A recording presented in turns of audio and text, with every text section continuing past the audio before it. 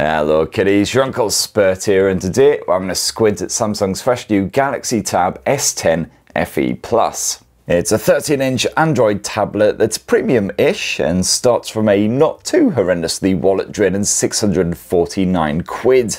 You can also grab it in a non-Plus version, which is slightly smaller and a wee bit cheaper. But should you grab the Galaxy Tab S10 FE Plus over the likes of the OnePlus Pad 2, all those Xiaomi efforts, well, here's my full review. And for more on the latest and greatest tech, please do plug subscribe and ding that notifications bell. Cheers! Now first up, as you could probably ascertain from the general skinniness of the box, there's not a huge amount packed in here besides, of course, the Galaxy Tab. You've got yourself the usual USB cable shenanigans, Type-C to Type-C. Samsung has still chucked in its S Pen stylus. And you've got a quick start guide and that's it. No keyboard cover or even just a regular cover, but it's great to have that stylus still packed in there at least. Alright, so the Tab S10 FE Plus is a bit of a beast at 13.1 inches. Should be enough to satisfy anyone, your mum included. You've got even bezels on all sides, not particularly thick, just thick enough in fact to ensure that it's reasonably comfortable to clutch one-handed, but be careful because if your thumb strays even slightly onto that page, immediate response. And of course you will get tablets out there which have skinnier bezels which don't respond when your thumb's just slightly straight onto that screen, but at least there's no silly notch action or anything here. And this tablet is pleasingly skinny as well, only slightly thicker than the Ultra at around 6mm. Although it does also weigh 664 grams, so it is a bit of a heifer. Certainly after an hour or so of clutching this thing, starting to feel a bit of arm fatigue, although I'm hardly as built like Jason Momoa, more like Jason Bradbury, you know, just as much bloody hair. But the Tab S10 FE Plus certainly still has a premium vibe to it, as you'd expect at this sort of price. You've got a lovely metal frame which stretches all the way around the back end as well. It's a matte finish, of course, so it deals pretty well with fingerprints, but as you can see there, it does get quite grubby once it's been handled for a few days, which I, of course, deliberately didn't clean off, just so I could show you lovely folk at home. You've got Samsung's usual design, which is the tablet equivalent of a short back and sides, just, you know, smart if not particularly sexy. You've got a choice of three colours, grey, silver or blue. One of the best parts of the design is you've got full IP68 water and dust resistance. So this thing can be dunked fully in water, you can drop it in a bath, take it in the shower, whatever you fancy, no worries. Of course, what you're doing with the tablet in the shower is your business, no judgment here. Now, to unlock the Galaxy Tab S10 FE Plus, you've got a fingerprint sensor built into that incredibly skinny power button. But despite that slender design, it works an absolute charm. I can't remember this thing failing on me once. It doesn't seem to matter which angle I attack it from. It just works every time, and you're straight into your desktops as well, nice and quick. And then bugger all surprises once you have unlocked the Galaxy Tab S10 FE Plus. It's once again good old OneUI 15, absolutely packed full of Samsung's own apps and services, which are of course duplicates of a lot of the Android stuff. And it's the same general UI as what you'll get on the likes of the Galaxy S25 series smartphones. So now drag down from the right hand side to get the control center, left hand side for the notifications. You can stick this back to the old way of doing things if you want to. You've got the exact same customization for the home screen, the lock screen, etc. So if you've got a Samsung Galaxy smartphone stuffed in your pants or purse or whatever, you'll be right at home here. And the great news is Samsung is generously offering a full 6 years of OS updates and security patching with the Galaxy Tab S10 FE Plus. So exactly the same as with those fresh new A series mid-range phones. In less great news, Samsung has packed a measly 128 gigs of storage into this tablet. This is upgradable to 256 gigs, but at a price of course. But you do at least get micro SD memory card support on here, up to 2 terabytes in total. And my review model is Wi-Fi only, but you can upgrade to a bit of sub-6 5G action if you want to stay connected wherever you roam, and apparently that will support physical SIM as well as eSIM. But of course Samsung has tweaked OneUI so it's a bit more tablet friendly here. So for instance, if you swipe up from the bottom with 2 fingers, you can quickly and easily jump into a bit of split screen action. And likewise, if you were to swipe with 2 fingers from the side, it will split it vertically rather than horizontally. So quickly and easily to jump into having 2 apps running side by side. And once again, there's full support for split screening with any app on there, even if it's not typically supported.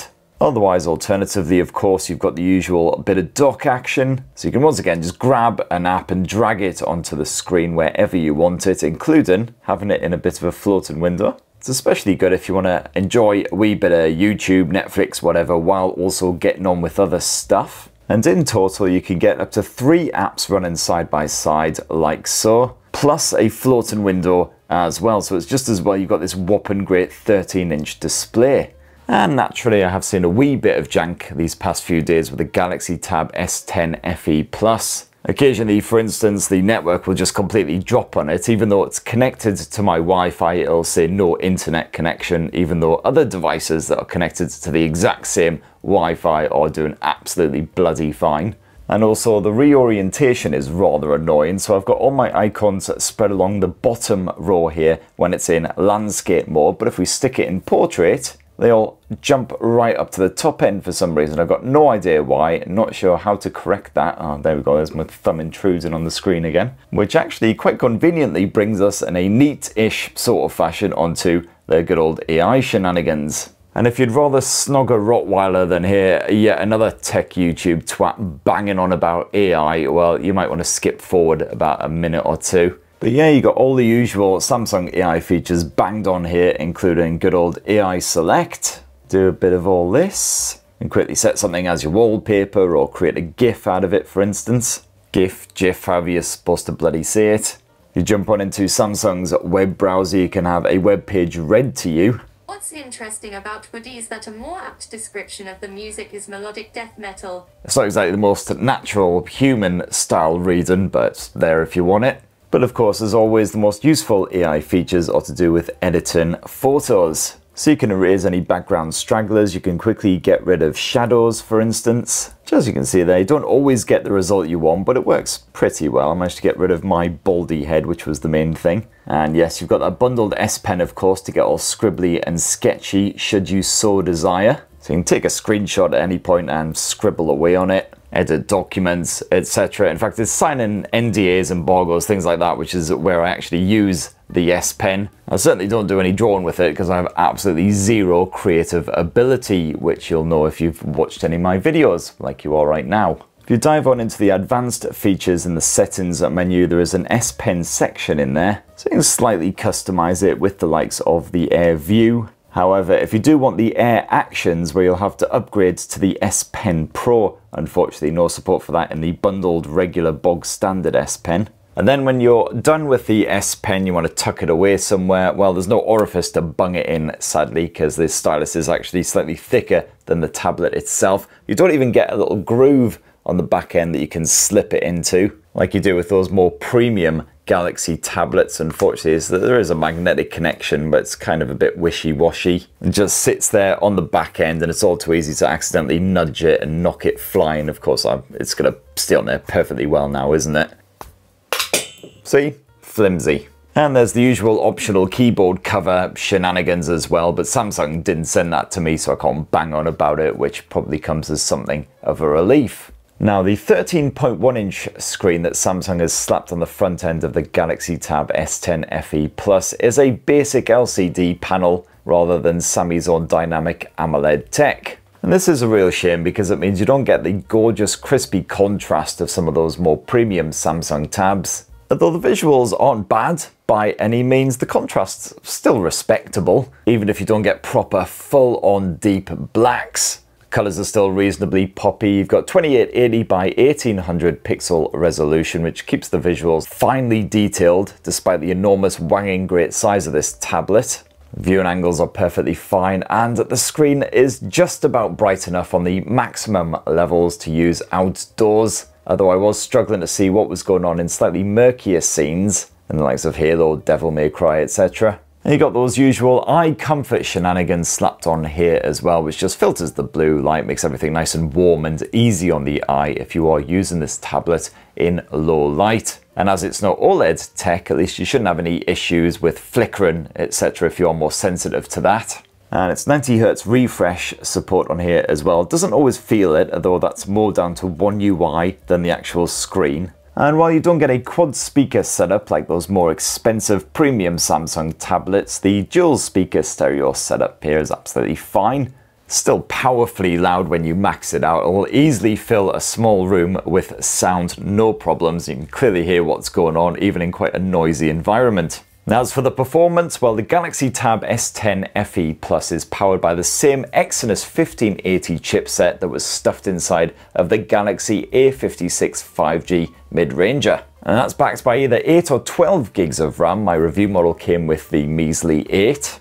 And the everyday performance here is absolutely fine. As I say, you can run 3 or 4 apps side by side at the same time and generally not see much in the way of slowdown, although OneUI can occasionally be a bit juddery. But to truly test the performance, as always, I slapped a good bit of Wuthering Waves on here, boosted the graphics settings up to the higher levels, and yes, just like the Galaxy A56 phone, I did see that frame rate drop fairly regularly. Quite a few stumbles here and there, especially when things got a bit aggro and a massive f***off bear or wolf or whatever suddenly decided it wanted to eat my head. The screen sensitivity wasn't fantastic either, but of course playing a game like Wuthering Waves just using the touchscreen controls, not ideal, so that's more on me to be fair. But anyway, drop the graphical settings down to the more sort of regular medium to low levels and you'll get a more stable frame rate. And also I had absolutely zero heat issues here. Galaxy Tab didn't start to get toasty even if I was gaming for a good hour or so.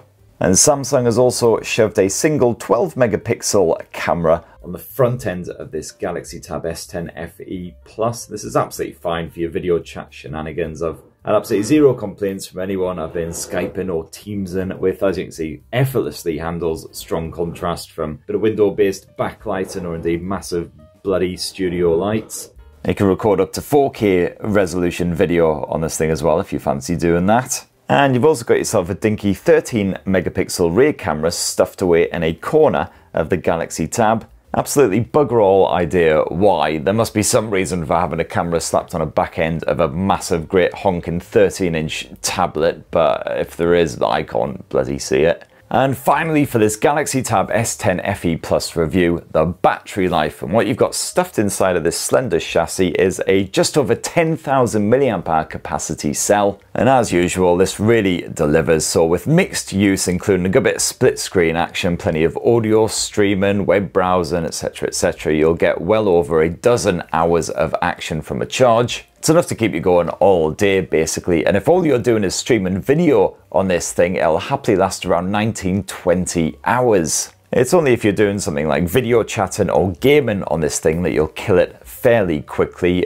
Playing the likes of Wuthering Waves, for instance, with the higher graphics settings and in that performance mode, it lasted around 4.5 hours on a full charge. And if it does need juicing back up again, well, you got 45 watt wired charging, the same as the Galaxy S25 Ultra, which, you know, it's fine for a phone, but something with double the battery capacity, it does take a wee while to charge back up again. So certainly don't forget if you're about to head off on that road trip or whatever. Don't want a bunch of pissed off kids sat behind you for several hours. And there you have it, my lovelies. That in a tasty wee nutshell is Samsung's fresh new Galaxy Tab S10 FE Plus. And I've got to say, it's still not particularly cheap at this sort of price point. I'd be more swayed by the likes of the OnePlus Pad 2, which right now you can pick up for a couple £100 less, especially as I generally just prefer Colour or S. I think if Sammy had slapped one of their gorgeous AMOLED panels on here, I'd be a bit more swayed. But you know, it's an enjoyable enough everyday tablet, nice and skinny, if not particularly light, great battery life, okay performance, just, you know, if you are gaming, you might want to upgrade. Anyway, I've banged on long enough now. Thank you very much for watching this review to the bitter end, kiddies. Please do let us know what you think of the Galaxy Tab S10 FE Plus in the commenty bit down below. And please do, did I already say plug subscribe and stuff? Sorry, my brain is just melting out of my ears today. Plug subscribe, ding that notifications bell, and have yourselves a ruddy, wonderful rest of the week. Cheers, everyone. I love you.